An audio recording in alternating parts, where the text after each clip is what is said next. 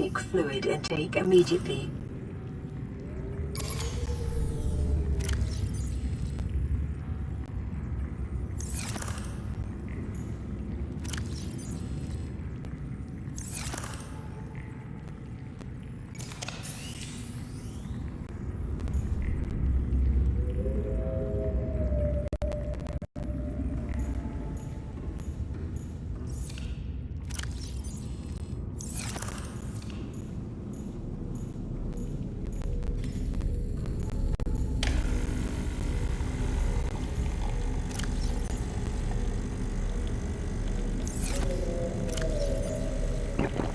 Vital signs stabilizing.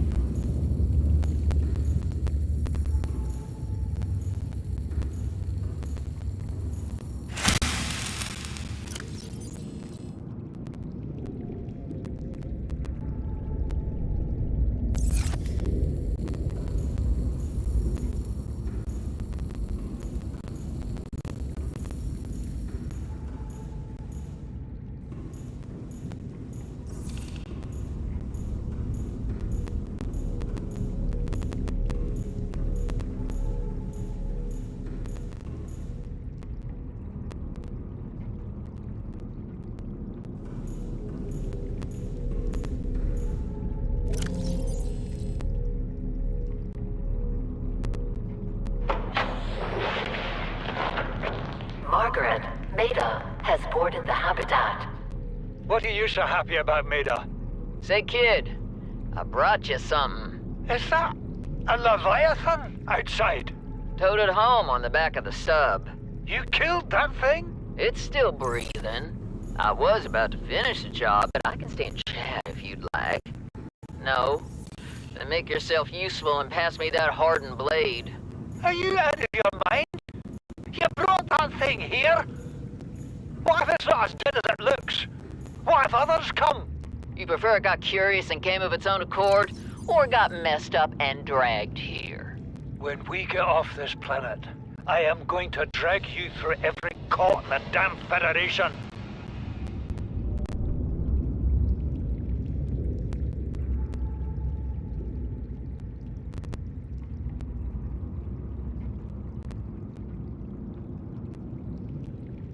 I thought it might get claustrophobic living underwater. Father feels it is.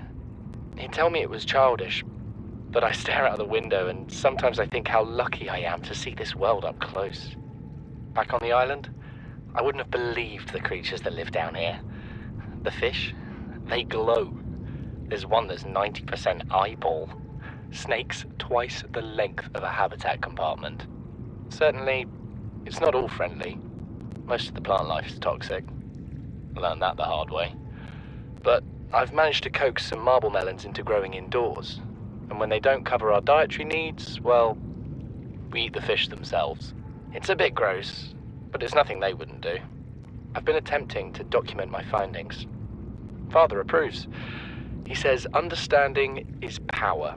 That the more we know about this planet, the more we can use it to our advantage. I'm just doing it because it's fun. It's not easy without proper equipment and network access, but the old-fashioned way, observing, taking notes, testing theories. Shows me the world in a way a spectroscopic analysis never could. Lately, I've been watching the crab snakes. They ambush their prey as it tries to feed on the mushrooms they hide in. What they don't eat settles on the seabed, which fertilizes the mushrooms, which feeds the herbivores, and so the chain continues. Co-evolution gives me the fuzzies.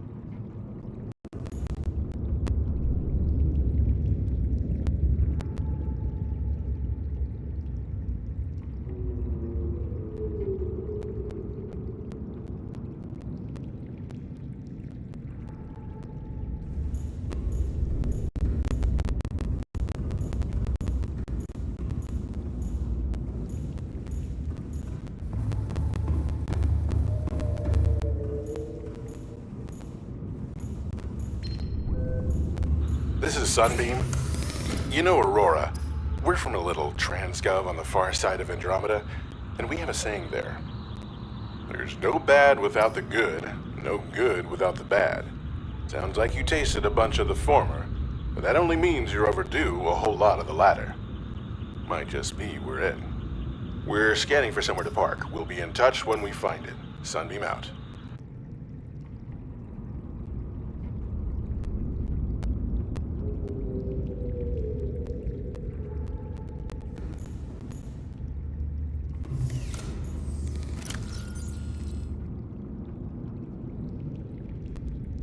Something incredible just happened. Since we're down here, I had this plan to build equipment and study the life forms we were encountering, but I didn't have enough enameled glass. So, I started looking for a natural substrate that would strengthen the glass we have, and those stalker teeth we've been finding fit the bill. Only, well, we needed more. That's when Marguerite got interested. She actually listened to me, more than I can say for Father, and I worked up the courage to talk about my more tentative theories. When I told her they were attracted to metal deposits, that their teeth get dislodged when they pick them up, her eyes narrowed and she dashed out of the room. 3 hours later, she came back, her pack loaded down with stalker teeth. I asked her about it. She shrugged and said my theories were good. Said she had the meeting out of the palm of her hand. I think she meant it literally. She is incredible. She went out to the kelp forest armed with just a heat blade and went fin to fin with a pack of stalkers. On the one hand, that is the coolest thing I have ever heard. On the other, I hope the stalkers didn't come off worse than Marguerite did. She had a huge gash on her forearm. I don't think things went as smoothly as she made out. And what's the point in surviving here if we have to kill everything that makes it so wonderful? I wish I knew more about these animals, but Father won't let me leave the habitat. Maybe with all this glass, we can build a containment unit and get up close to them.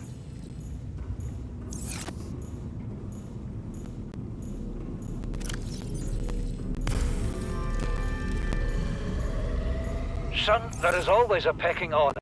And in our world, money makes the hierarchy. I pay Maida a fraction of what I pay you, and you a fraction of what I pay me. If money makes the hierarchy, why is Marguerite making the decision? We need her. We let her think what she likes, so long as she does what she's told. What if she doesn't? She will. People always do.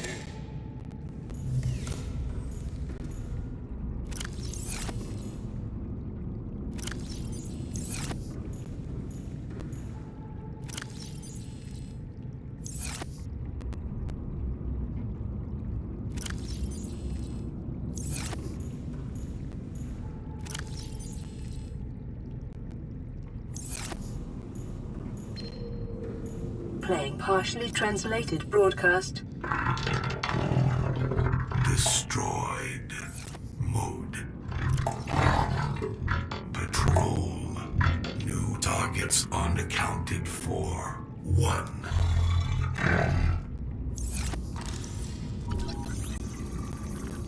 Self-scan complete. Foreign bacteria count has reached statistically significant levels. No adverse effects detected. Be vigilant for symptoms.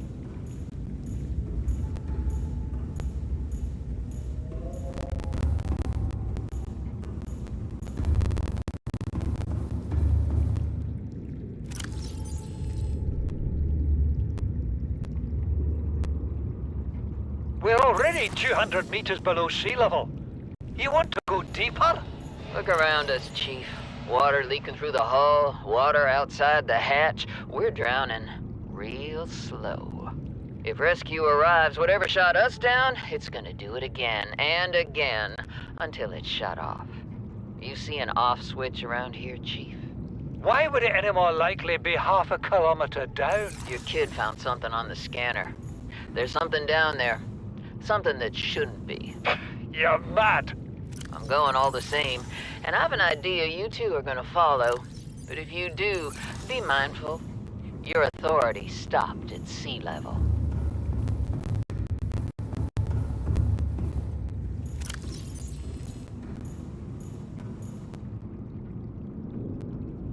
Please, stop fighting and listen. We're sick. What? How? You've been coughing, right? Feeling itchy? Blisters? Yeah. The biometrics would have warned us if we were sick. It's something new. It's not in the database. Come on, then. What's it gonna do? Turn us inside out? Dissolve us into jelly? It's an alien bacteria. It's everywhere. Every organism on this planet. It's altering our genetic code. How are the creatures surviving if they're infected? I don't know yet. Want me to cut some of them open for you? Find out what makes them tick? No. Just tell me what you need, son. Materials, equipment. Just... Can I have some quiet? I need some time to think.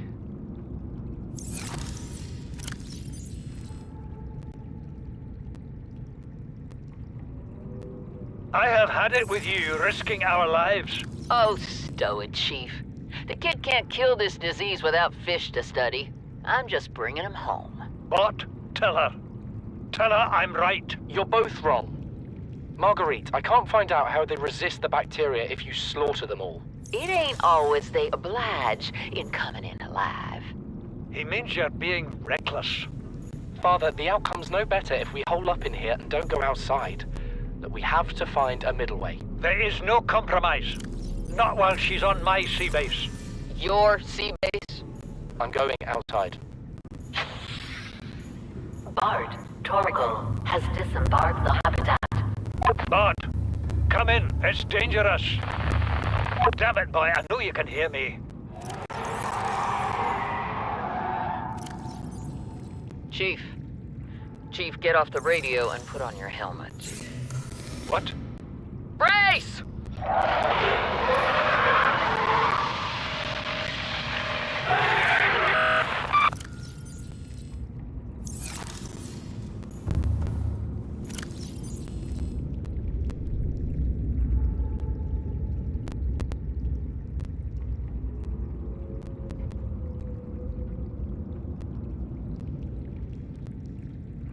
These conniving corporate bourgeois, inbred, incompetent, self-absorbed jerks don't have a damn clue. The kid's not so bad. He's even useful. But I swear, everything that comes out of his father's idiot face is a narcissistic lie. If he wants to stay in this cave, his problem. I'm the one doing the heavy lifting. When sea monsters are hunting you, you don't hide. You hunt the sea monsters. Then you build a bigger boat out of sea monster bones and you hunt bigger monsters. Keep going until there aren't any monsters left to hunt you. I'm going deeper. I'm gonna find what shot us down and I'm gonna tear its damn heart out. I started the prep work. The kids taught me how to make enameled glass. I've started stockpiling metal ores to build myself a sea moth. I'll raid the indoor grow beds before I leave.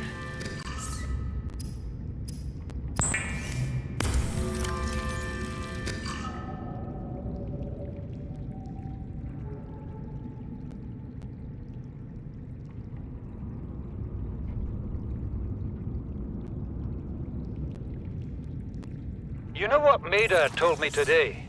She wants to build a habitat 500 meters below sea level, more than a kilometer northeast of here. And she needs Bart and I to do it. She's got it into her head that she can save us if she just acts recklessly enough. But I've hauled Star Wars to Neptune, Plasteel to the Federation. This family operates 9 different mining colonies across the Ariadne Arm. Maida thinks she's better suited to lead. Her contract still says otherwise. But I just cannot damn well tell whether it's the stupidest idea I ever heard, or my only hope. I turned 80 years old last week. I thought I had another 80 in me, but marooned on this planet, there's no swapping out of my liver when the old one fails. Here, I'm mortal. And Maida is useful. So, it's my responsibility to make a decision. Return to the island and hope whatever knocked the Degazi out of the sky won't do the same to the rescue ship. Or take us deeper in search of answers. And all the while be hoping old age gets me before the sea monsters do. I'll give Maida just one thing. She was right about these caves. There's enough lithium there to fabricate 100 tons of plasteel. Enough for a damn fleet of Cyclops submarines. There was nothing anyone could have done to avoid crashing here. But I was right to order the detour. If we get off this planet, they'll be talking about the Torgal share price on the other side of the Federation.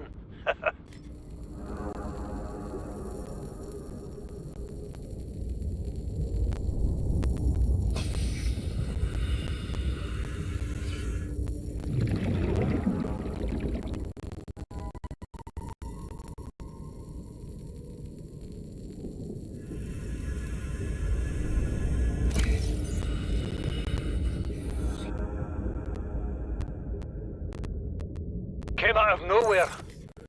An alien kraken, bigger than a cyclops. Tore a hole clear through the reinforced hull. I barely got my breather in time. I told her! I said others would come. The rupture threw me clear of the habitat, and the monster turned and bore down on me. Just as its tentacles came within reach, Maida appeared out of nowhere. She had a sea glide in one hand, a jagged piece of scrap metal in the other. She meant to butcher that beast or die trying. The last I saw her, she had the metal lodged in its neck as the monster did its best to shake her, contorting off into the darkness. I'm certain she got her wish, one way or another. Then, I thought I saw a light deep below me. I hoped maybe Bart had swum clear. I followed it. Now, I wonder whether I saw anything at all. Our oxygen is low. The habitat is gone. I can't see the sky. Something surely has the scent of my blood.